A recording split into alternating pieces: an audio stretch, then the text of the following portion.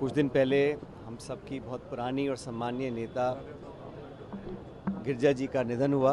आज उनके परिजनों से मैं मिला हूं और मैंने अपनी श्रद्धांजलि दी है। और दुर्घटना के बाद काफ़ी समय तक वो बीमार रहे। उदयपुर में, अहमदाबाद में इलाज उनका हुआ और विपरीत परिस्थितियों में संघर्ष किया उन्होंने। जीवन में संघर्ष किया और अंत समय में भी हर चीज़ का मुकाबला करने के लिए तैयार रहे। आज वो हमारे बीच में नहीं है। मैं उनको श्रद्धांजलि देता हूं और उम्मीद करता हूं कि परमपिता परमेश्वर अपने चरणों में उनको जगह देगा।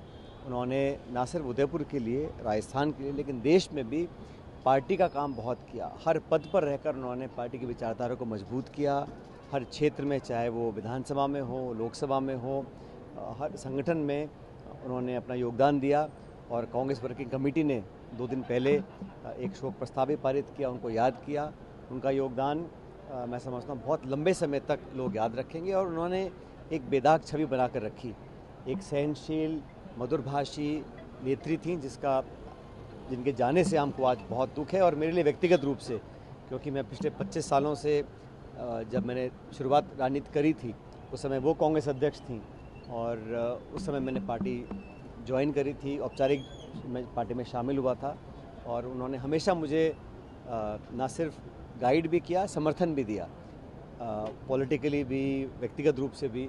मेरी बहुत सारी यादें हैं। स्वर्गीय पायलट साहब के साथ उन्होंने काम किया, मेरी मदर के साथ काम किया, मेरे साथ काम किया। हम दोनों मंत्री थे केंद्र सरकार में साथ साथ। तो एक लंबा समय था। उनके जाने से एक बहुत कमी महसूस हो रही है, न सिर्फ उदयपुर शहरवासियों को, लेकिन कांग्रेस के पूरे परिवार को और प्रदेश को। तो और मैं उनको आज बहुत दिल से याद करता हूं और उनकी कमी को हमेशा हम महसूस करते रहेंगे।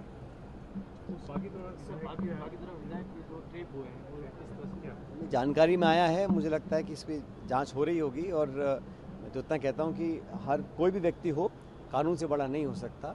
और अब जांच के पश्चात जो परिणाम आएगा हम देखेंगे। लेकिन राजनीति में ज़रूरत है कि हम स्वच्छ राजनीति का परिचय दें। और इस प्रकार के प्रकरण जब सामने आते हैं तो जनता के मन में हमेशा ये आशंका जगती है कि ऐसा क्यों हो रहा है। और अभी तो जांच का विषय है, मुझे मालूम नहीं परिणाम क्या निकलेगा।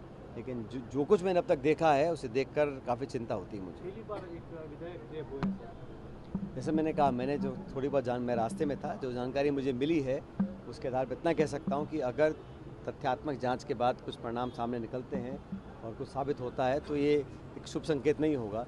इस प्रकार की घटनाएं प्रदेश में कम से कम नहीं होनी चाहिए। वो तो जांच का विषय है, मैं नहीं कह सकता हूँ क्या होगा। लेकिन जो सीमित सूचना मेरे पास प्राप्त मेरे को हुई है, उसमें जो प्रकरण सामने आया है वो दुर्भाग्यपूर्ण है। इसकी पूरी जांच होनी चाहिए और सच्चाई तक पहुँचना चाहिए।